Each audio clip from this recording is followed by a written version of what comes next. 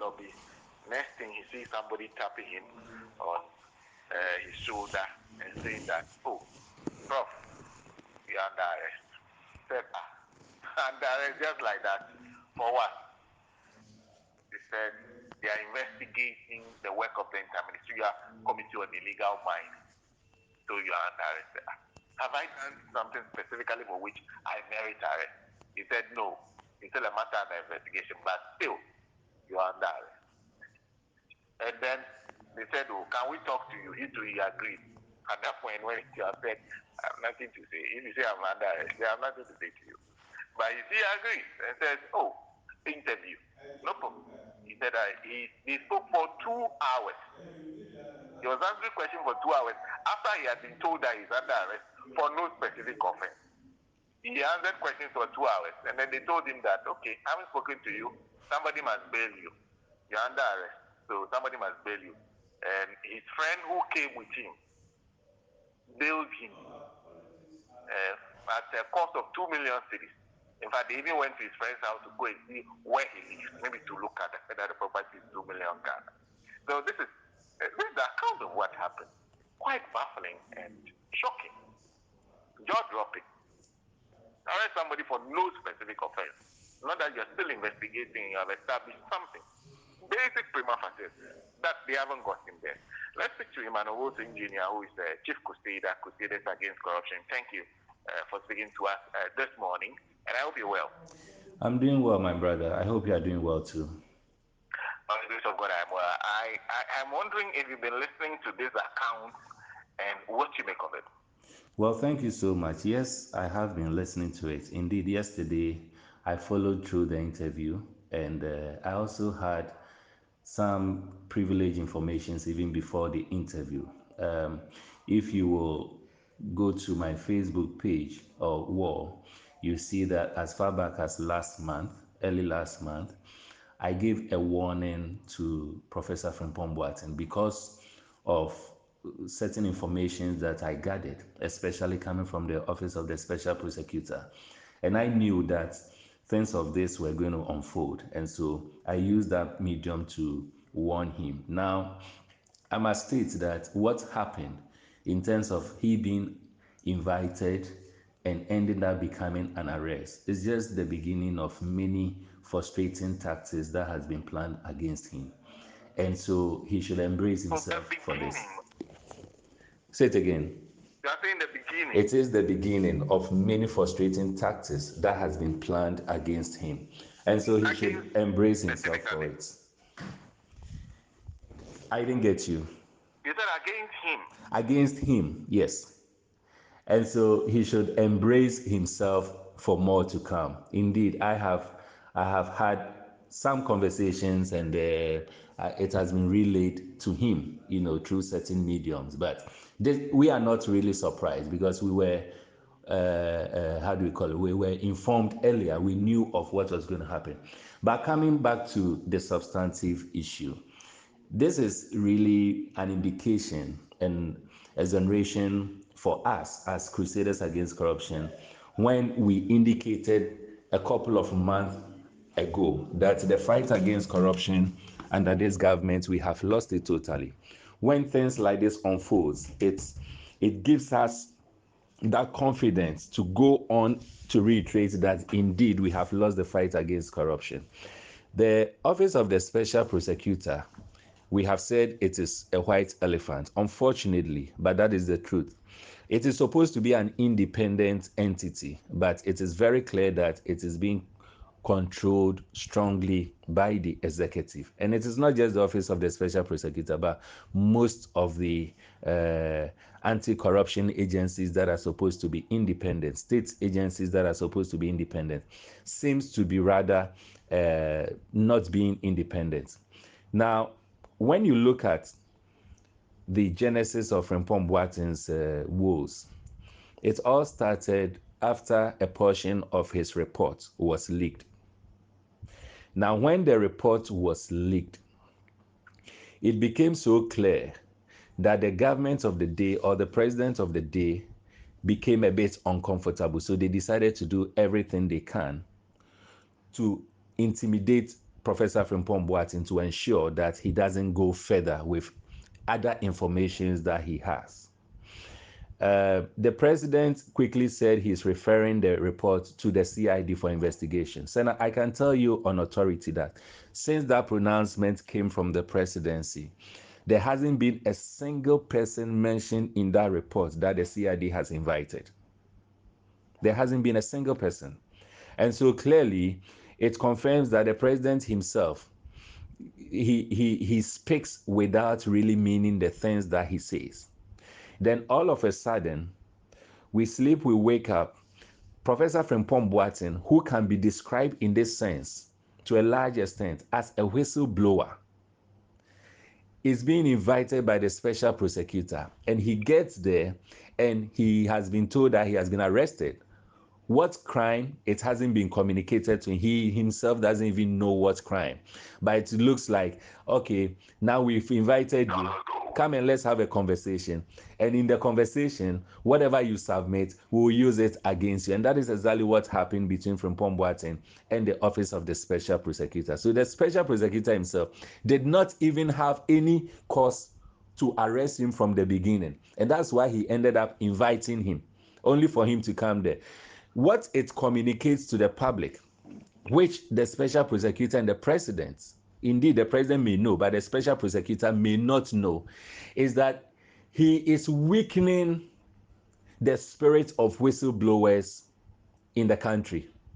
Now, we've gotten to a dispensation where people may think that if they decide to be upright and to blow the whistle, follow that campaign that we are using the taxpayers' money to engage in, which says, see something, hear something, say something, that kind of campaign. Now, we are wasting taxpayers' money encouraging people to be whistleblowers. But on the other hand, our state institutions are telling individuals and potential whistleblowers that when you become a whistleblower, you will be victimized and you'll be intimidated by the state institutions. How then do we encourage whistleblowers, and how then do we fight corruption in the country? Now, yesterday's interview, if you listen clearly, Professor Frimpong Boateng indicated that himself and his son, or one of his children, they've been investigated by Shraj, and report has come out that they are clean and they have no issue. What kind of investigation is it that OSP wants to do that Shraj couldn't do for the past 3 or 4 years of investigating? But OSP's interest is clear. They are saying they are not talking about whether or not he's involved in mining. They are talking about his work in interministerial mining against illegal mining, the committee that was set up as chairperson of the committee and the work that was done there. So that's different from what Shraj said. Yes, so even if the OSP's issue borders on this, you don't call someone and say that I have arrested you and I'm investigating you on your work. Which aspect of my work are you investigating? You don't even have any grounding to start the investigation from the onset. It's just like me coming to you and say that, Senna, I am inviting you. You come to my house and I say that I've arrested you. You ask on what grounds, and I said I've arrested you and I'm investigating your journalistic work. What do you mean by journalistic work? What do you mean by I'm investigating Senna on his journalistic work? It means that even me, myself, I'm not even sure of what I am doing. Probably, I have just been receiving instructions from above telling me that call Senna and disrupt him, because that is exactly what is happening. Let me call Professor Frimpong Boateng, put some fear in him, and let me distract him and make sure that he's not thinking straight. So tomorrow, even if he wants to do something, he's watching his back. Now, yesterday, if you listen critically to his interview or you watch his interview very well, you realize that there was a little level of fear and carefulness in his submissions. And that is exactly what the institution intend doing. So answers that you can freely communicate to the public. Now you are watching your back and you are like, when you are even asked, you say that, well, I'm not sure if I have to say it. Well, I don't think I have to say it. Well, I don't want to go into details. And it is simply because now he is hanging He doesn't even know what the charges are. So he's scared that when he says something, that thing that he will say, wherever platform he will say it, will be used against him by the special prosecutor.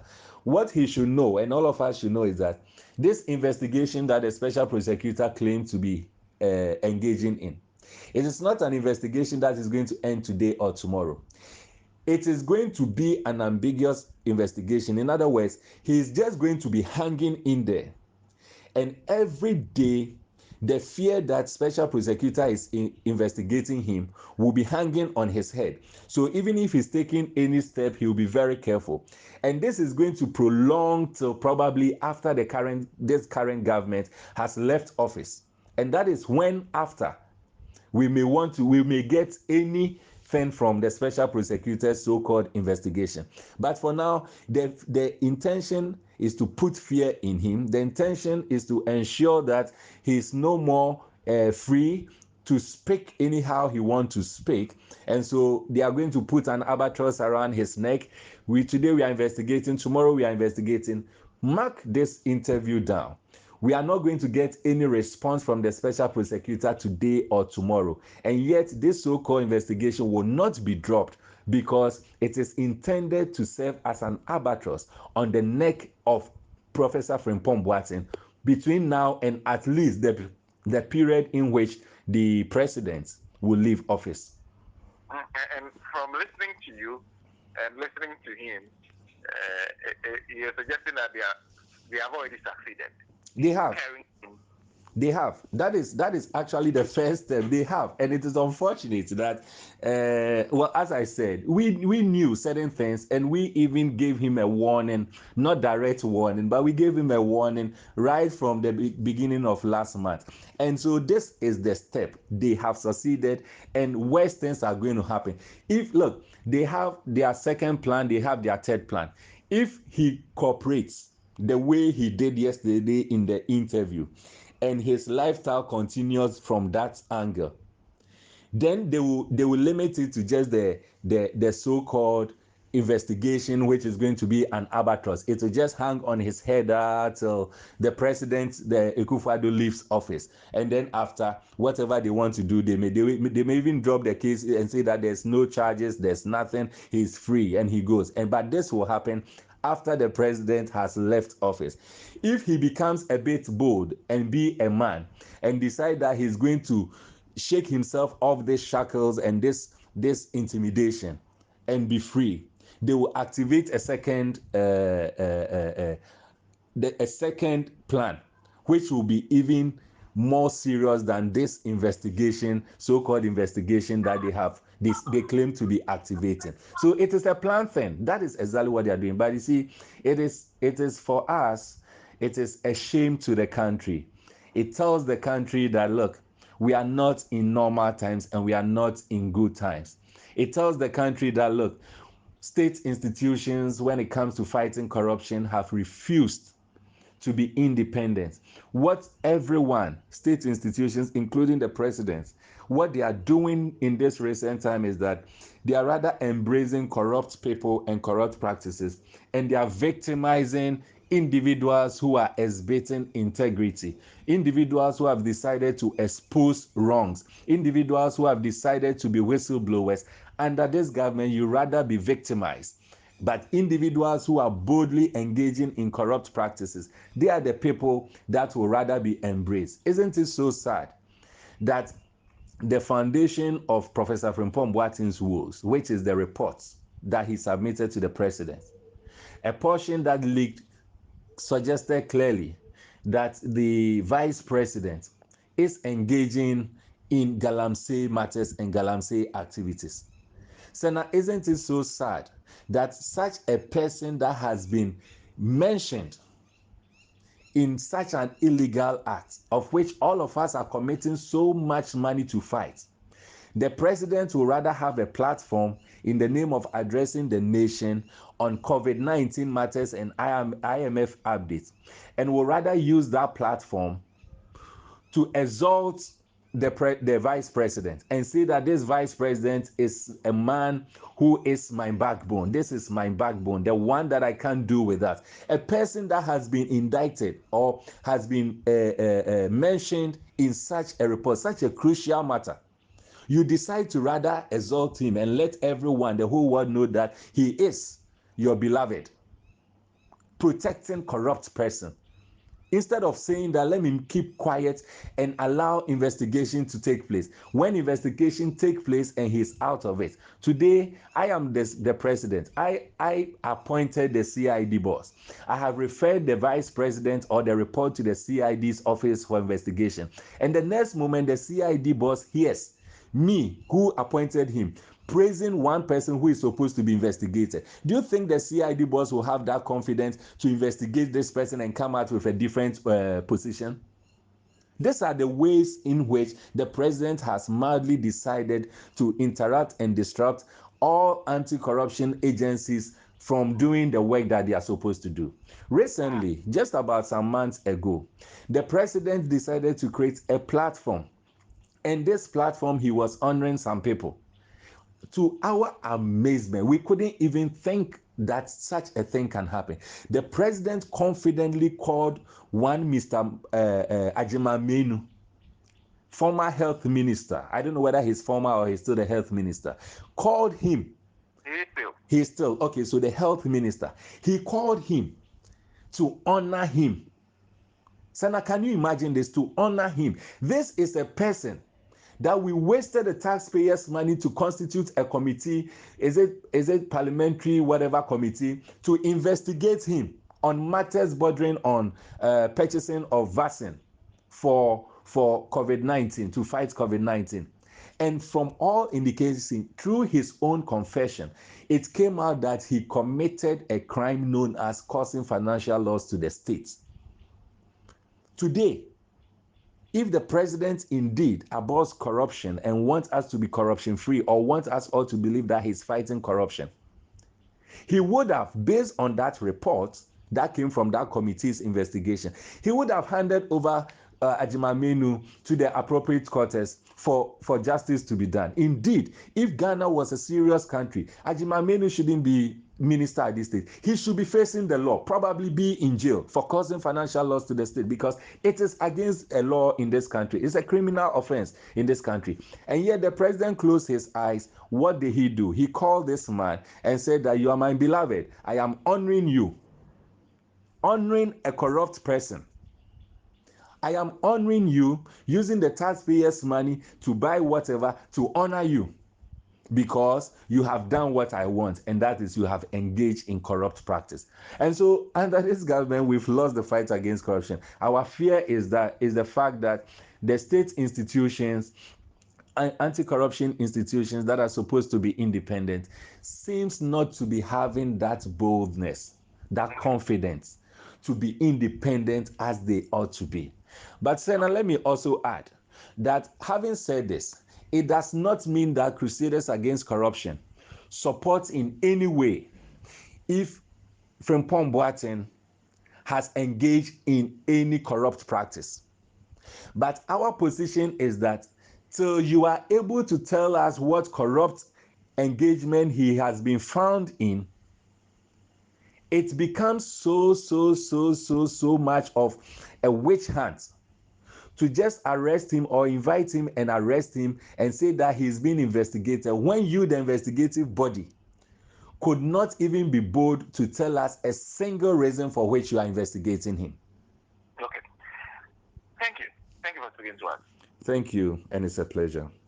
Emmanuel Wilson, Engineer, Chief Crusader, Crusaders Against Corruption. In fact, he posted on 18th May 2023 on his Facebook page, 18th May. In the message of Professor Frimpong Boateng, I have received a full and vivid account of what happened at the Office of the Special Prosecutor. My advice is for Professor Frimpong Boateng to be careful and watch his back. Ghana is not in normal times. Last, before we take a few calls on this, take a break and come back. Company. Yesterday, I heard there was a triumphant entry of the NDC into our signal.